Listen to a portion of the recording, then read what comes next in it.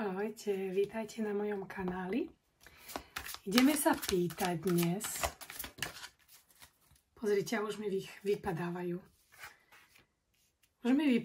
Ešte som sa ani neopýtala otázku. A máme tu túto trojku pentaklov a ja tu vidím na tú odpoveď na to, či nám dajú odpoveď z hora. A hneď tu máme tú trojku pentaklov, takže budeme tu mať nejakú spoluprácu z hora. Ale musíme si to zaslúžiť. Nejakým spôsobom. Dobre. Musíme si to zaslúžiť. A moja otázka na dnešný výklad mala byť: aký má blok vaša osoba v tomto vzťahu alebo voči vám? Aký je jej blok?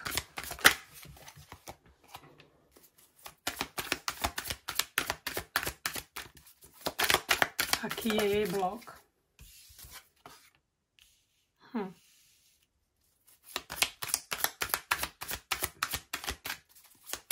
Aký je jeho blok?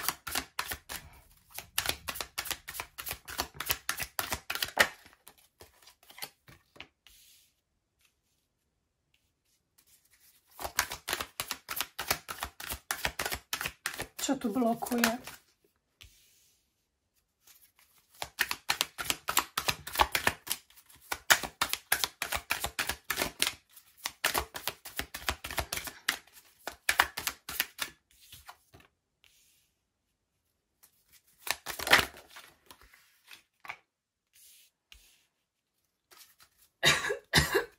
Takže máme tu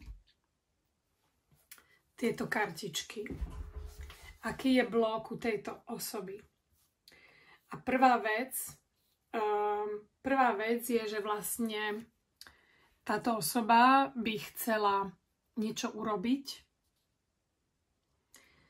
lenže poprvé si myslí, že to nie je ten správny čas urobiť ten pohyb alebo ten posun a chcela by niečo dosiahnuť s vami, ale nechce prísť s prázdnymi rukami. To znamená, že keď táto osoba urobí pohyb, tak neurobí to len tak, aby nemala tam ten zámer. Čiže nemôže urobiť ten pohyb bez prázdnych rúk, nemôže prísť bez zámeru len tak.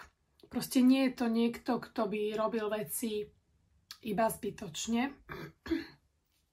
Čiže on čaká na ten správny moment, keď vám bude mať čo ponúknuť. Čiže toto je jeden z tých blokov. Toto je prvý blok.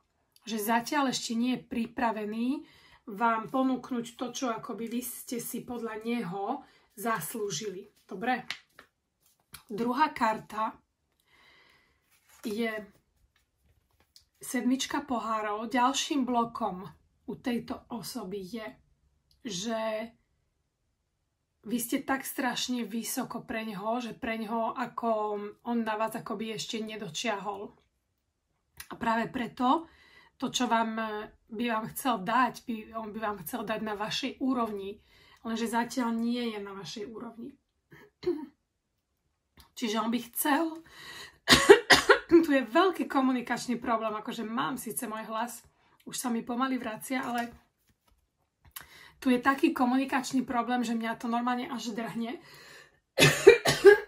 Tí, čo ma poznajú, vedia, že ma vždycky drhne, keď má tá vaša osoba komunikačný problém. Čiže on by chcel, akoby pre neho sa to zdá tak vysoko, že sa mu to zdá až nemožné, aby on na vás dočiahol, čiže on musí ísť na to cez etapy.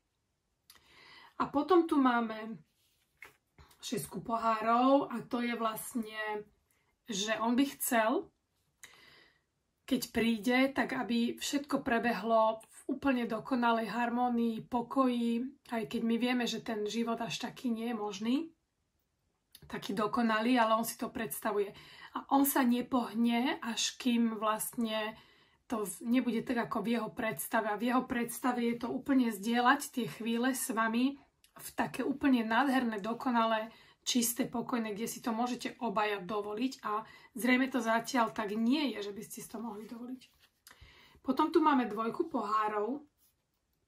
Ďalší blok je ten, že táto osoba má emócie, ktoré sú raz hore, raz dole. Čiže raz veľmi potom túži a raz potom je úplne až deprimovaný a ťahá ho to dole, veľmi ho to ťaží. Čiže to je ďalším blokom, ešte zatiaľ nemá takú stabilitu dostatočnú. Ďalší blok tu máme, takže máme tu tohto páža mečov a to je istá arogancia. Čiže má tu nejaké ego, nejakú aroganciu ďalej a má tu hnev takisto. Čiže má tu nejaký hnev zrejme na minulosť alebo na niečo, čo sa proste stalo. A z toho dôvodu on ešte tu má blok, ešte to nemá vyriešené. A potom tu máme 5 mečov. A ten problém je, že on je na tej svojej ceste toho putovania, ale keby mal len jedno to zranenie, tak dobre, ale on ich má veľa. Hej? A už keď ich má toľko, tak už ho to akože ťaží. Čiže toto je ďalší blok. Takže tých blokov je tu dosť a pracuje na tom síce svojím tempom, hej, svojím tempom. Takže budeme trpezliví a dáme mu ten čas na to. Takže ja sa s vami lúčim, zahláste sa na môj kanál a teším sa na vás na budúce. Ahojte!